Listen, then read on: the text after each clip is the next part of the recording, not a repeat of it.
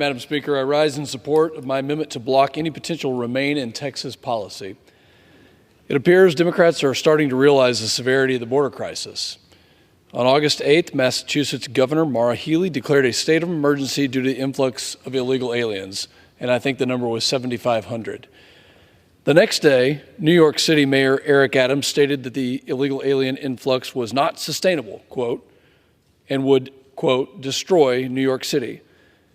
All it took for the president to realize there was a crisis at the border was a little complaining from his Democrat donors. They don't mind the border crisis as long as it stays far away from their blue state. So what is the president's solution?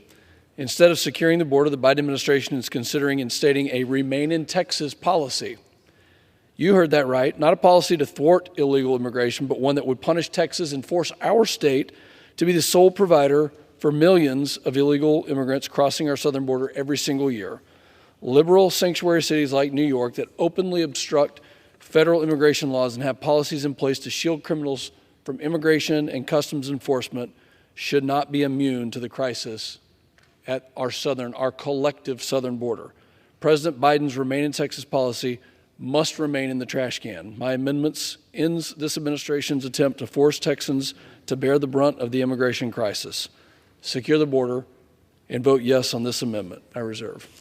The gentleman reserves. For what purpose does the gentleman from Texas, Mr. Cuellar, seek recognition? Madam Chair, I claim the time in opposition. The chair recognizes the gentleman for 5 minutes. Madam Chair, I rise in opposition with all due respect to my good friend from Texas. First of all, this program is not in existence, so why are we going to try to prohibit funds for something that doesn't even exist? One of the things that we ought to be looking at is try to find an expedited way of removing folks that are not supposed to be here. Because again, as I've said before, if you get 100 people, they go before an immigration judge, you will see that 89 to 90%, generally speaking, are going to be rejected because, again, the law is very specific as to what persecution is. So, again, what I'm hoping the administration is trying to do is to make sure that we expedite removals. And again, if you expedite removals, that's the repercussion that we all have been talking about. That's the consequences that we all have been talking about. So again, to say no funds will be used for what?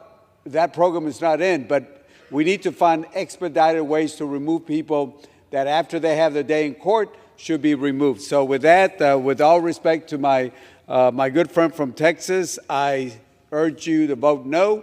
And I ask you to, and I yield the balance of my time. Yields. The gentleman from Texas is recognized for 5 minutes. Thank you, Madam Chair. I now recognize my good friend and colleague from Texas, Dr. Burgess, for 2 minutes. The chair recognizes the gentleman from Texas, Mr. Burgess, for 5 minutes. I think 2 minutes. I thank Representative Pfluger for yielding and for working on this issue. It's so critically important. Maybe the president didn't have an absolute plan in mind, but he did say he wanted people to remain in Texas and not bother the mayor of New York City and the governor of Massachusetts. But also what he said, and the gentleman knows this very well, that rainy Saturday that we were working on this up in the Rules Committee, the president said he was going to veto the Homeland Security Appropriations Bill.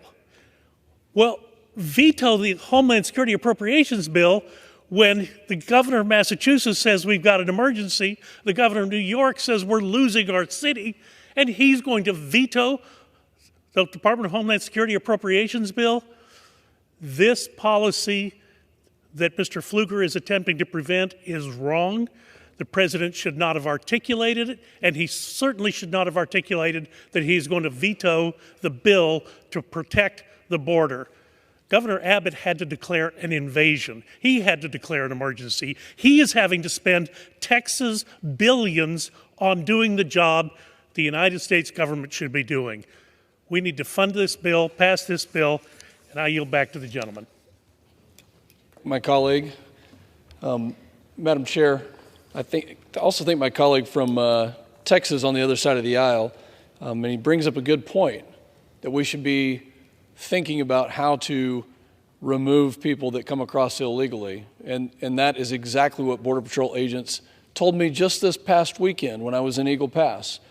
And their solution, which was the solution of the last administration, was deportation.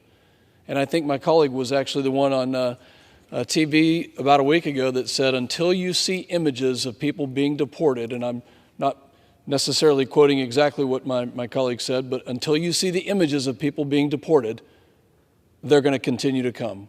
And I couldn't agree with him more that those images need to happen, because that's the message that we need to send. So no, we don't need a Remain in Texas policy. We need a Remain in Mexico policy. We need to go back to the policies of the previous administration that were working before we had millions of people coming into this country illegally, because they know that the border is wide open. This is a symptom. Let's get to the root cause. Let's pass H.R. 2. Let's send H.R. 2 in the form that we passed it here in the House to the Senate and to the President, and secure our border once and for all. Enough is enough. I urge a yes vote on this and yield back. The gentleman yields. The question is on the amendment offered by the gentleman from Texas. Those in favor say aye. Aye. Those opposed say no. In the opinion of the chair, the ayes have it. The amendment is agreed to.